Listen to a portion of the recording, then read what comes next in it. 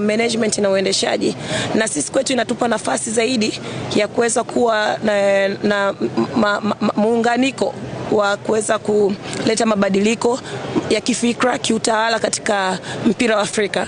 Yalotokea leo na mengine ambayo yanatokea kwenye mpira, wote tunafahamu mpira ni dakika 90 na una matokeo matatu: kushinda, kushindwa na kudraw.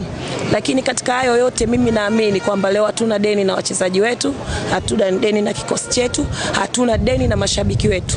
Tumekuja kucheza amani kama Mkapa, lakini vile vile mnaona mashabiki wengi wametembea kutoka sehemu mbalimbali za Tanzania kuja Zanzibar, na mpaka mchezo wetu leo unaanza tayari tulikuwa tumeweza kuuza karibu tiketi zote ambazo zipo katika uwanja huu. Focus ni ipi sasa kwa sasa? Focus yetu ni kuendelea na ligi, ratiba za ligi, kukamilisha michezo ambayo iko mbele yetu, lakini vile vile ni kuweza kuhitimisha ratiba ya nusu finali, ya kuelekea nusu finali ya CRDB Confederation. Kwa hiyo mimi naamini bado tuna wakati mzuri wa kuweza kufanya vizuri katika both ligi kuu pamoja na Confederation. Madam. Yes. Kwa bahati mbaya imepoteza, lakini benchi la ufundi na mashabiki walikuwa hawajaridhishwa namna mwamuzi alivyokuwa anachezesha mchezo. Kwa upande wako umeridhishwa? Wewe uliridhishwa?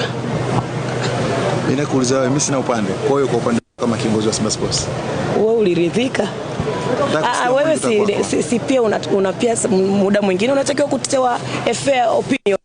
Upande neutrality, yes, lakini wewe toa sasa fair and just opinion. Uliridhika?